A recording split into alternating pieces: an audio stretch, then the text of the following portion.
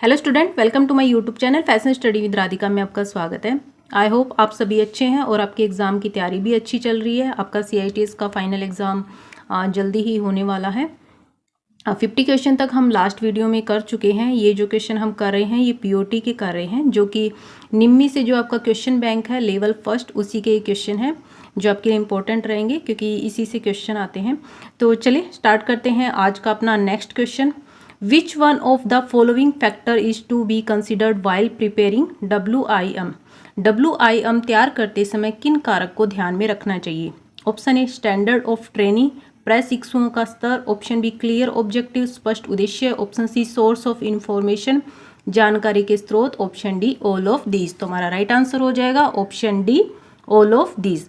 WIM क्या है? WIM का मतलब होता है रिटर्न इंस्ट्रक्शनल मटेरियल, यानी कि नोट्स बनाते समय क्या है, एक अनुदेशक को ये ध्यान रखना चाहिए कि छात्रों का जो मेंटली स्टैंडर्ड है वो कितना है, उनका जो क्लियर ऑब्जेक्टिव यानी कि उनका जो लेसन प्लान है उसका मोटिव क्या है, और सोर्स ऑफ इंफॉर्मेशन यानी कि उसमें जानकारी के जो स्रोत है वो लिए गए हैं। तो कहने का मतलब ये है WIM में इन तीनों ही चीज़ों का ध्यान रखा जाता है, उसके बाद क्या है तैयार किया जाता है। तो राइट आंसर हो जाएगा हमारा ऑप्शन डी। नेक्स्ट क्वेश्चन है in WIM what does M stand for? WIM में M से अभिप्राय है। Option A money, option B material, option C management, option D male function. तो हमारा राइट आंसर हो जाएगा ऑप्शन बी मटेरियल। WIM में जो M होता है उसका मतलब होता है मटेरियल, W का मतलब होता है रिटर्न और I का मतलब होता है इंस्ट्रक्शनल और M का मतलब होता है मटेरियल। तो राइट आंसर हो जाएगा हमारा option B material.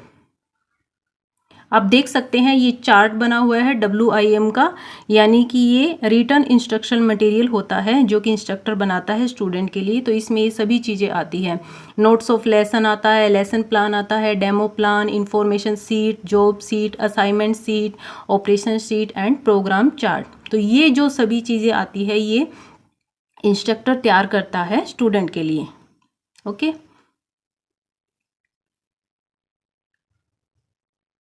Next question है which of the following material is prepared by student? निम्नलिखित में से कौन सी सामग्री विद्यार्थी द्वारा तैयार की जाती है, यानी कि ऐसा कौन सा है जो स्टूडेंट द्वारा तैयार की जाती है? Option A lesson plan, option B information sheet, option C operation sheet, option D daily diary. तो हमारा राइट आंसर हो जाएगा ऑप्शन डी डेली डायरी, क्योंकि lesson plan, information sheet and operation sheet जो होती है ये इंस्ट्रक्टर तैयार करता है स्टूडेंट के लिए, और जो डेली डायरी होती है ये स्टूडेंट खुद तैयार करता है, जिसमें क्या है डेली क्लास में क्या क्या सीखा है वो सब जो होता है वो उसमें नोट करता है। तो राइट आंसर हो जाएगा ऑप्शन डी। नेक्स्ट क्वेश्चन है which one of the following is called essay type test? निम्नलिखित में से कौन सा निबंध प्रकार परीक्षण कहा जाता है, यानी कि ऐसा कौन सा है जो एसे टाइप टेस्ट होता है? ऑप्शन ए ऑब्जेक्टिव टेस्ट, वस्तुनिष्ठ परीक्षण, ऑप्शन बी ओरल टेस्ट, मौखिक परीक्षण, ऑप्शन सी सब्जेक्टिव टेस्ट, विषयपरक परीक्षण, ऑप्शन डी परफॉर्मेंस टेस्ट, प्रदर्शन परीक्षण। तो राइट आंसर हो जाएगा हमारा ऑप्शन सी सब्जेक्टिव टेस्ट, यानी कि जो एसे टाइप होता है उसमें क्या होते हैं, ऐसे टाइप से एक ऐसे टाइप आता है जिसमें प्रश्न होते हैं और इन्हें पढ़कर क्या है स्टूडेंट जो आंसर देता है, ये ऐसे टाइप होता है जिनको हम सब्जेक्टिव टेस्ट बोलते हैं। नेक्स्ट क्वेश्चन है what is the purpose of a test? परीक्षण का उद्देश्य क्या है? Option A to check understanding of a learner, अधिगमकर्ता की समझ की जांच करना। Option B to encourage learner to study, अधिगमकर्ताओं को अध्ययन करने के लिए प्रोत्साहित करना। Option C to guide the learner by knowing their weak point, उनके कमजोर बिंदुओं को जानकर अधिगमकर्ताओं का मार्गदर्शन करना। Option D all of these. तो हमारा राइट आंसर हो जाएगा option D all of these. यानी कि टेस्ट का पर्पज़ क्या होता है? टेस्ट लेने का पर्पज़ छात्र की अंडरस्टैंडिंग चेक करना होता है, पढ़ने के लिए प्रेरित करना होता है, और गाइड बाय जो उनका वीक पॉइंट है, यानी कि उनके वीक पॉइंट को गाइड करना होता है, उनकी रुचियों को पहचान कर उनको गाइड किया जाता है। तो ये जो सभी चीज़ें होती है ये क्या है टेस्ट का पर्पज़ होता है, यानी कि उनकी अंडरस्टैंडिंग देखी जाती है, उनकी स्टडी को और ज़्यादा बढ़ाया जाता है और उनके नॉलेज को देखा जाता है। तो वो सारी चीज़ें जो है वो जो है टेस्ट का एक पर्पस होता है। नेक्स्ट क्वेश्चन है which of the following is a reason of accident. निम्नलिखित में से कौन सा दुर्घटना का एक कारण है। Option A work on a safe machine, सुरक्षित मशीन पर कार्य करना। Option B following all safety rule, सभी सुरक्षा नियमों का पालन करना। Option C using safety apparel while working, कार्य करते समय सुरक्षा साज सामानों का प्रयोग। Option D hurry to work, कार्य में जल्दबाजी करना। तो राइट आंसर हो जाएगा हमारा option D hurry to work, कार्य में जल्दबाजी करना। यानी कि कार्य में अगर हम जल्दबाजी करेंगे तो क्या है, हमारा ध्यान भटकेगा, जिससे क्या है दुर्घटना होने के जो है वो चांस होंगे। तो दुर्घटना होने का जो कारण होता है वो होता है कार्य में जल्दबाजी करना। तो राइट आंसर ऑप्शन डी।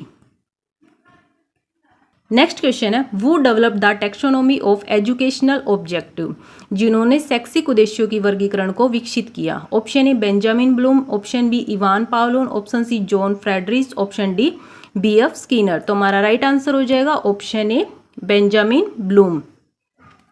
शिक्षा को और उद्देश्यपूर्ण बनाने के लिए इसके 3 क्षेत्र बताए गए थे जो कि बेंजामिन ब्लूम ने बताए हैं। तो सबसे पहला है कॉग्निटिव।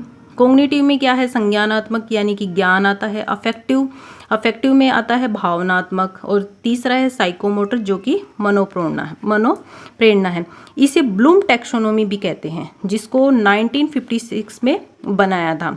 तो कॉग्निटिव क्या होता है, यह हमारे ज्ञान यानी कि नॉलेज से जुड़ा होता है। अफेक्टिव क्या होता है, यह हमारे भावनाओं, एटीट्यूड एंड वैल्यू से जुड़ा होता है। और साइकोमोटर क्या होता है, यह हमारे फिजिकल स्किल से जुड़ा होता है, यानी टूल्स व मशीनों को चलाने की क्षमता से जुड़ा होता है। तो जो ये क्षेत्र है 3 किसी भी शिक्षा को और उद्देश्यपूर्ण बनाने के लिए, तो वो 3 क्षेत्र है ये कॉग्निटिव, अफेक्टिव और साइकोमोटर, जो कि बेंजामिन ब्लूम ने दिए थे। तो राइट आंसर हो जाएगा हमारा ऑप्शन ए। नेक्स्ट क्वेश्चन है which of the following is related to house keeping. निम्नलिखित में से क्या गृह व्यवस्था से संबंधित है। Option A cleanliness, option B assignment, option C WIM, option D communication. तो राइट आंसर हो जाएगा हमारा ऑप्शन ए क्लीनलीनेस यानी कि स्वच्छता। तो क्लीनलीनेस वर्कशॉप में क्या होता है, हाउस कीपिंग का क्या मतलब होता है, कार्यस्थल यानी कि वर्कशॉप की साफ सफाई, टूल्स एंड मशीनों को व्यवस्थित करना। तो ये जो होता है ये क्लीनलीनेस होता है यानी कि स्वच्छता। नेक्स्ट क्वेश्चन है which one of the following is associated with a good workshop. निम्नलिखित में से कौन सा एक अच्छी कार्यशाला के साथ संबंधित है। ऑप्शन ए फायर एग्जीक्यूटिवर, अग्निशामक। ऑप्शन बी फर्स्ट एड, प्राथमिक चिकित्सा। ऑप्शन सी सेफ्टी बोर्ड, सुरक्षा board. Option D all of these, ये सभी। तो हमारा राइट आंसर हो जाएगा option D all of these. Good workshop एक अच्छी कार्यशाला के साथ संबंधित है, ये सभी यानी कि अग्निशामक भी होना चाहिए, प्राथमिक चिकित्सा भी होने चाहिए और सुरक्षा बोर्ड भी होना चाहिए। तो कहने का मतलब ये है वर्कशॉप में आग बुझाने के लिए इनका होना जरूरी होता है, आग बुझाने का उपकरण, first aid and safety board. तो right answer option D. Next question है which one of the following is the not the quality of a good counsellor. निम्न में से कौन सा एक अच्छे परामर्शदाता का गुण नहीं है। Option A he should be sympathetic, उसे सहानुभूतिपूर्ण नहीं होना चाहिए। Option B he should be natural, उसे स्वाभाविक होना चाहिए। Option C he should be a good observer, उसे एक अच्छा प्रेषक होना चाहिए। Option D he should be empathetic, उसे समानुभूति रखने वाला होना चाहिए।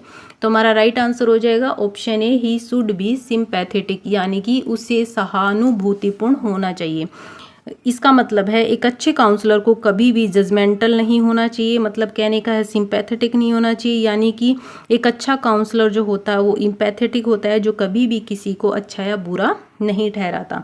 तो एक अच्छा काउंसलर वही होगा जो इम्पैथेटिक होगा, यानी कि समानुभूति रखने वाला होगा, किसी को अच्छा बुरा नहीं कहता होगा। तो वही जो होता है वो एक अच्छे काउंसलर का गुण होता है। नेक्स्ट क्वेश्चन है ए स्वोट analysis consist of all the following element expect. एक स्वोट विश्लेषण में ब्लैंक को छोड़कर निम्नलिखित सभी अवयव शामिल हैं। Option A willingness, option B strength, option C opportunity, option D threat. तो हमारा राइट आंसर हो जाएगा ऑप्शन ए विलिंगनेस। स्वॉट में क्या होता है, इसका मतलब स्ट्रेंथ होता है यानी ताकत, डब्ल्यू का मतलब होता है वीकनेस कमजोरी, ओ का मतलब होता है अपॉर्चुनिटी अवसर, और टी का मतलब होता है थ्रेट यानी कि खतरा। आपको स्वेट की फुल फॉर्म याद रखनी है। क्वेश्चन में ओनली एस का मतलब भी पूछ सकते हैं, डब्ल्यू का मतलब भी पूछ सकते हैं, ओ का भी, टी का भी। तो आपको चारों का अच्छे से ध्यान रखना है कि एस का मतलब स्ट्रेंथ होता है, डब्ल्यू का मतलब वीकनेस होता है, ओ का मतलब अपॉर्चुनिटी होता है और टी का मतलब थ्रेट होता है। तो आपको ये चीज़ ध्यान रखनी है ताकि आप क्वेश्चन को अच्छे से कर पाओ। नेक्स्ट क्वेश्चन है focusing in depth on a particular aspect in the situation and experience is called. स्थिति और अनुभव में किन्हीं विशेष पहलुओं पर गहराई से ध्यान केंद्रित करने को कहा जाता है। ऑप्शन ए प्रोबिंग जांच पड़ताल, ऑप्शन बी कन्फ्रंटिंग सामना करना, ऑप्शन सी इंटरप्रेटिंग व्याख्या, ऑप्शन डी सेल्फ डिस्क्लोजर स्व प्रकटीकरण। तो राइट आंसर हो जाएगा हमारा ऑप्शन ए प्रोबिंग यानी कि जांच पड़ताल। काउंसलिंग या इंटरव्यू के टाइम क्या है, जब कोई व्यक्ति आधी अधूरी बात बताता है तब क्रॉस क्वेश्चन करके या गहराई से बात जानी जाती है, यही क्या होता है, प्रोबिंग होता है। तो क्वेश्चन में पूछा है ना स्थिति और अनुभव में किन्हीं विशेष पहलुओं पर गहराई से ध्यान केंद्रित करना, तो गहराई से ध्यान केंद्रित करना प्रोबिंग यानी कि जांच पड़ताल करना। जांच पड़ताल हम कैसे भी कर सकते हैं, क्रॉस क्वेश्चन भी कर सकते हैं और उससे इधर उधर की जो भी चीज़ें हैं फॉर एग्जांपल करके भी हम पूछ सकते हैं। तो ये सब करके क्या है हम प्रोबिंग कर सकते हैं यानी कि जांच पड़ताल कर सकते हैं। नेक्स्ट क्वेश्चन है which one of the following is not the quality of a good leader. निम्नलिखित में से कौन सा एक अच्छे नेतृत्वकर्ता का गुण नहीं है। ऑप्शन ए इंट्रोवर्ट अंतर्मुखी, ऑप्शन बी डेडिकेशन समर्पण, ऑप्शन सी ओपननेस खुलापन, ऑप्शन डी क्रिएटिविटी सृजनात्मकता। तो हमारा राइट आंसर हो जाएगा ऑप्शन ए इंट्रोवर्ट अंतर्मुखी। यानी कि एक लीडर को हमेशा क्या है अपनी टीम से खुलकर बातचीत करने वाला एक्सट्रोवर्ट होना चाहिए, न कि इंट्रोवर्ट। इंट्रोवर्ट जो व्यक्ति होते हैं वो ज़्यादा बातचीत करने वाले नहीं होते, जो कि एक अच्छे लीडर का गुण नहीं होता। तो ज़्यादा बातचीत न करने वाले जो होते हैं वो इंट्रोवर्ट होते हैं, जबकि लीडर को क्या है ज़्यादा बात करने वाला, अपने खुलकर बात करने वाला होना चाहिए, जो कि एक्सट्रोवर्ट होते हैं। तो राइट आंसर हो जाएगा हमारा ऑप्शन है इंट्रोवर्ट। नेक्स्ट क्वेश्चन है how many bits are there in a byte. एक बाइट में कितने बीट होते हैं। Option A 8, option B 2, option C 4, option D 16। तो हमारा राइट आंसर हो जाएगा ऑप्शन ए 8। एक बाइट में जो है 8 बीट होते हैं। तो राइट आंसर है हमारा ऑप्शन ए। नेक्स्ट क्वेश्चन है which one of the following is a permanent memory of the computer. निम्नलिखित में से कौन सा कंप्यूटर की स्थायी मेमोरी है। Option A RAM, option B ROM, option C memory card, option D none of this. तो हमारा राइट आंसर हो जाएगा option B ROM. ROM read only memory. ये जो होती है स्थायी मेमोरी होती है जो कंप्यूटर बंद होने पर भी डिलीट नहीं होती, जबकि रैम जो होती है वो टेम्पररी होती है जो कि कंप्यूटर बंद होने पर भी डिलीट हो जाती है। तो आपसे पूछा है कंप्यूटर की स्थायी मेमोरी, जो स्थायी मेमोरी होती है वो रोम होती है जो डिलीट नहीं होती है। नेक्स्ट क्वेश्चन है process of teaching and learning is a communication. शिक्षण और सीखने की प्रक्रिया एक संचार है।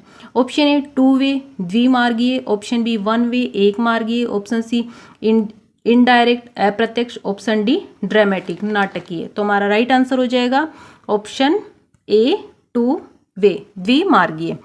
टीचर एंड लर्निंग प्रोसेस को क्या है 2 वे कम्युनिकेशन माना जाता है। इसका मतलब क्या होता है क्लासरूम में कोई भी जानकारी दोनों तरफ से होनी चाहिए, यानी कि जब टीचर कुछ पढ़ा रहा है तो उस जानकारी को सुनने के लिए छात्र होने चाहिए, जिसमें क्या है सेंडर होता है यानी कि एक संदेश देने वाला होता है, दूसरा रिसीवर होता है जो संदेश प्राप्त करता है, यानी कि दोनों होने चाहिए। इसमें शिक्षक टीचर भी होना चाहिए और स्टूडेंट भी होना चाहिए।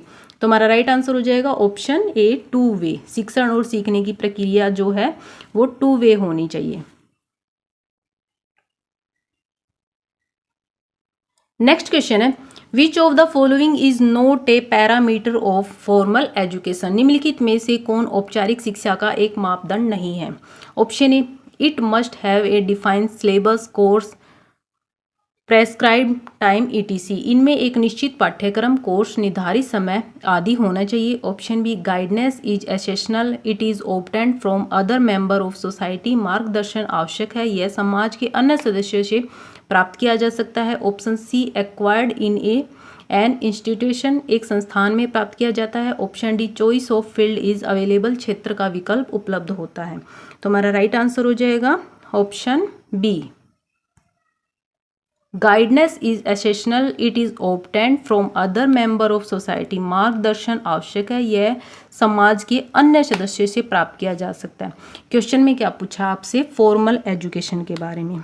तो क्योंकि फॉर्मल एजुकेशन जो होती है वो स्कूल या कॉलेज में पढ़ाई जाती है, ये एक फिक्स सिलेबस के साथ पढ़ाई जाती है, जबकि इनफॉर्मल एजुकेशन जो होती है वो सोशल, सामाजिक, समाज लोगों से मिलती है। तो इसमें आपसे पूछा है कि फॉर्मल एजुकेशन का मापदंड मतलब फॉर्मल एजुकेशन नहीं है, तो नहीं है कौन सी होगी हमारी, जो समाज से मिलती है वो जो होती है वो फॉर्मल एजुकेशन नहीं होती, वो इनफॉर्मल एजुकेशन होती है। नेक्स्ट क्वेश्चन है, ministry of skill development and entrepreneurship was founded in, कौशल विकास और उद्यमिता मंत्रालय की स्थापना में की गई थी। Option A 2014, option B 2015, option C 2016, option D 2017। तो हमारा राइट आंसर हो जाएगा option A 2014। Government of India में स्किल को बढ़ाने के लिए 9 नवंबर 2014 को MSDE की स्थापना की गई थी। MSDE क्या है, ministry of skill development and entrepreneurship, digit जो है उसी जो है इसी के अंडर में आता है। नेक्स्ट क्वेश्चन है, is an ability to think in term of abstract idea, it is a supreme power which control all our mental trade.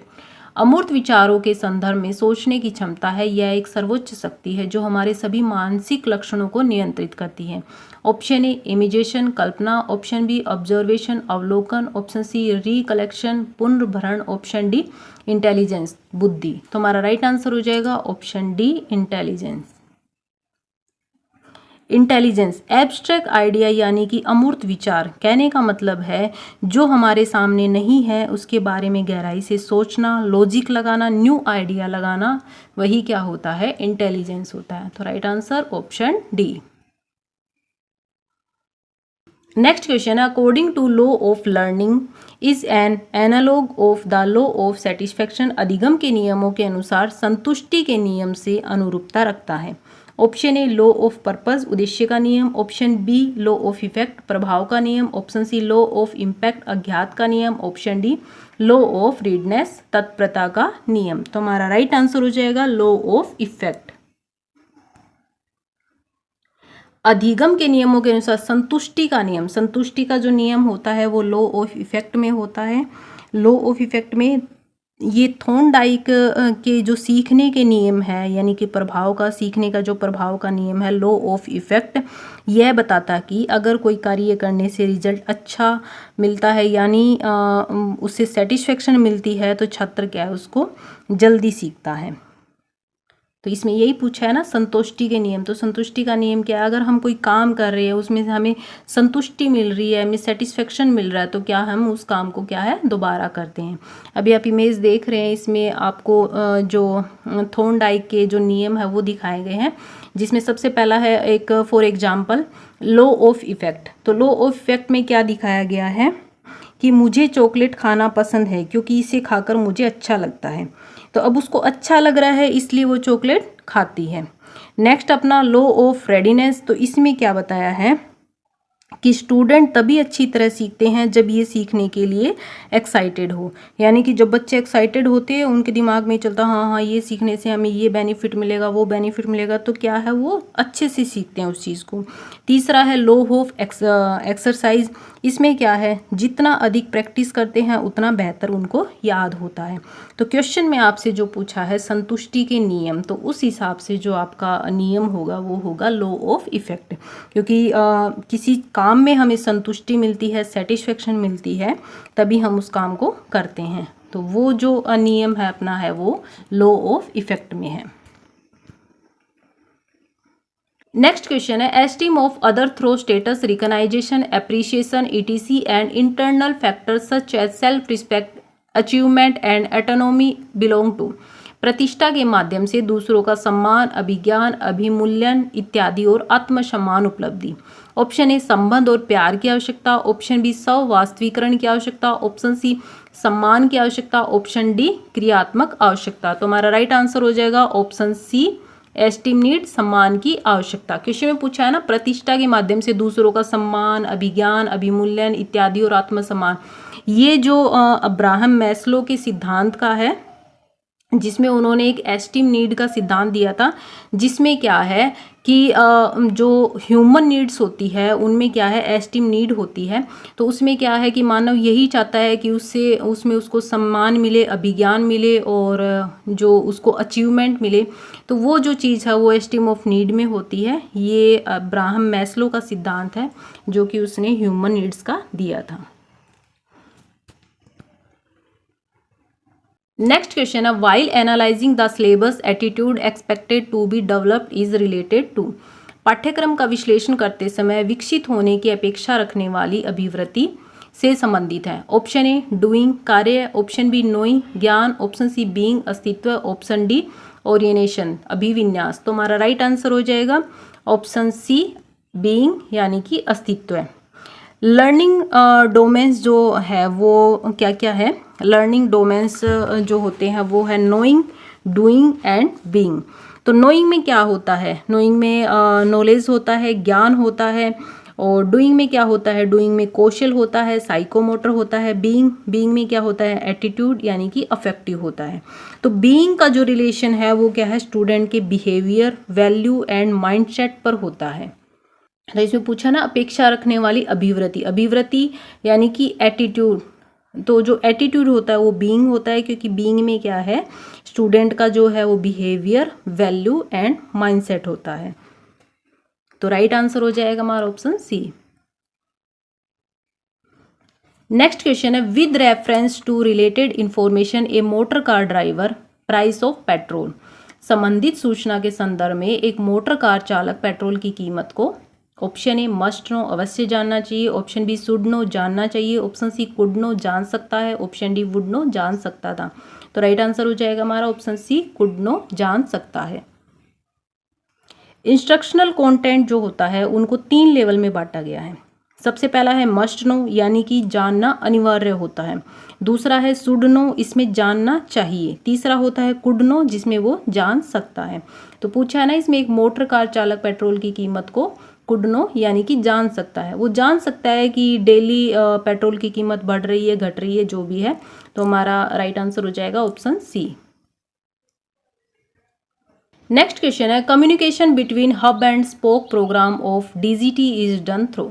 DGT के हब और स्पोक कार्यक्रम के बीच संचार के माध्यम से किया जाता है। Option A view software technology, a view software प्रौद्योगिकी, option B two way audio video and data communication technology, option C communication और internet technology, option D all of these. तो हमारा राइट आंसर हो जाएगा option D all of these.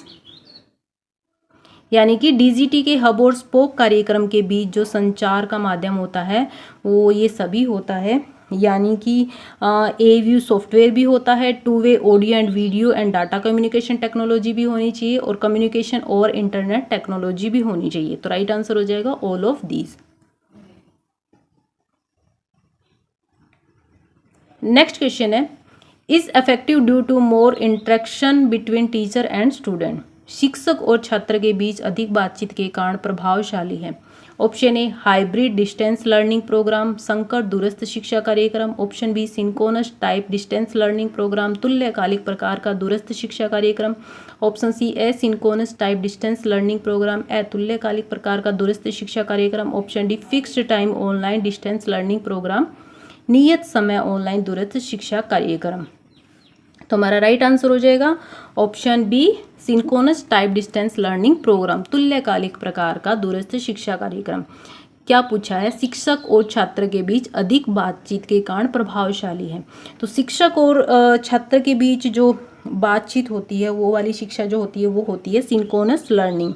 Synchronous learning का मतलब होता है लाइव स्टडी, यानी कि रियल टाइम पढ़ाई, जिससे क्या है टीचर एंड स्टूडेंट एक ही टाइम पर ऑनलाइन जुड़े होते हैं, जैसे जूम मीटिंग। इसमें क्या है उसी टाइम जो है वो सवाल जवाब कर सकते हैं। तो आपसे पूछा है शिक्षक और छात्र के बीच जो बातचीत है वो सिंक्रोनस स्टडी में होती है। तो राइट आंसर हो जाएगा हमारा ऑप्शन बी। तो 75 जो क्वेश्चन आपके कंप्लीट हो चुके हैं। नेक्स्ट क्वेश्चन हम करेंगे नेक्स्ट वीडियो में। वीडियो के साथ बने रहे। अगर आपको क्वेश्चन समझ में आ रहे हैं तो वीडियो को शेयर कीजिए, लाइक कीजिए और कमेंट भी कीजिए। ठीक है, नेक्स्ट वीडियो में मिलते हैं। Okay, thank you.